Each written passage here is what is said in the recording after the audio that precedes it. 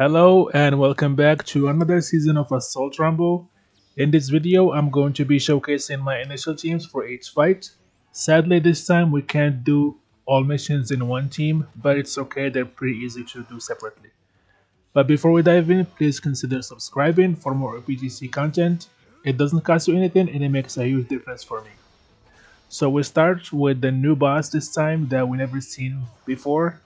Shanks. He's quick. He's pretty straightforward. He heavily debuffs free spirits, so we don't want to bring any free spirit units. But other than that, he doesn't do anything annoying. He's basically a target dummy. This is a fight, as you can see, where we are going to once again bask in the glory and the greatness of the Dex team.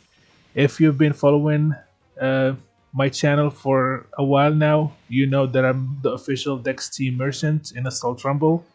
And so far, I've never been disappointed. It always shines on any of the bosses or one of the bosses in Assault Rumble. The team is pretty basic. It I didn't bring Ace because he's free spirit. He's gonna get his shit kicked in.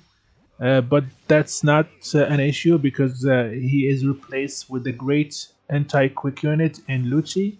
I also brought Sanji into the front line because he does a lot of damage against quick teams.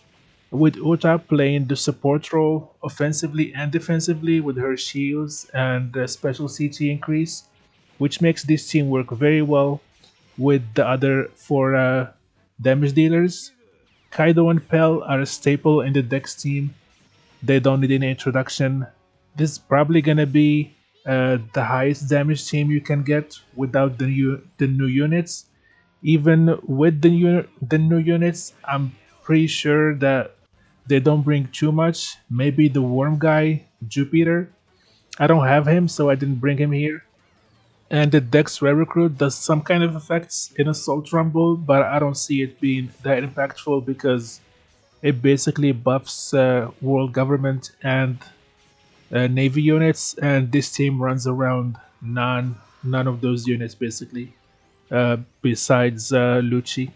This team does great damage, but it feels like it's missing something. I really can't put my finger on it right now. The timings are a little bit off with Uta special, so it kind of feels a little bit slow. I'm not sure if it's just RNG or something else, but I'll look into it and if I find a solution, I will post it to the next video. But so far, a million damage is nothing to scoff at. This is going to be a great team for this season of Assault Rumble.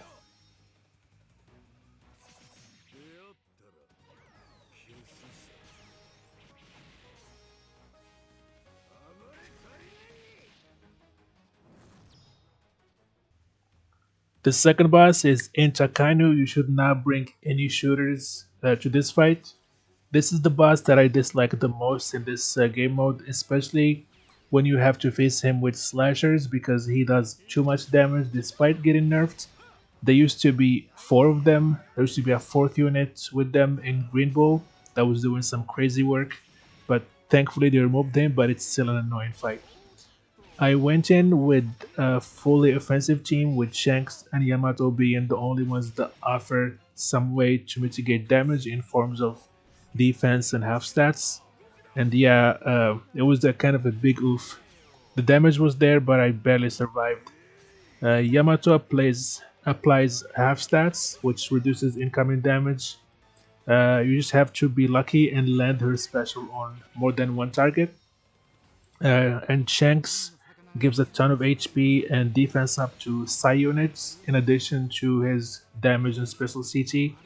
The bench is purely there to satisfy the Shanks condition. You need any member of his crew on the team to get his special CT buff.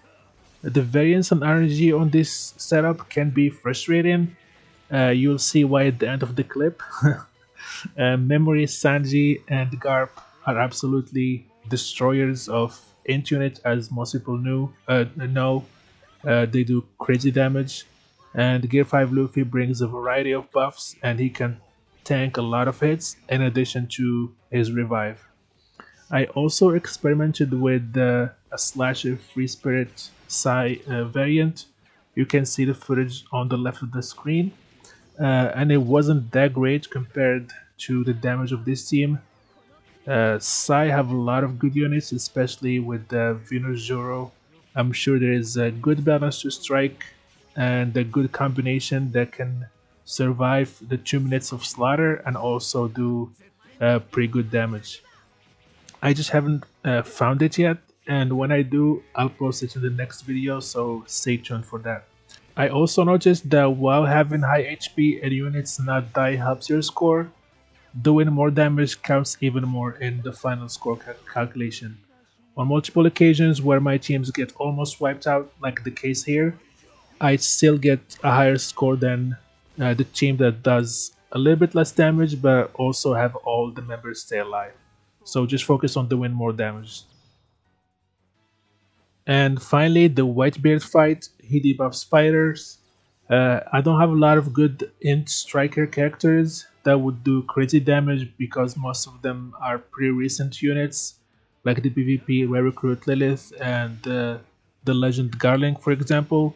So I went with this setup as Hawk for his damage, even though I'm not sure yet about him. He seems a little bit too slow. Saturn buffing all the team given a bunch of stats, especially with 6 strikers on the team, which we have uh, satisfied that condition. It also applies special bind, which helps mitigating damage. Yamato given int attack and speed and guaranteeing half stats.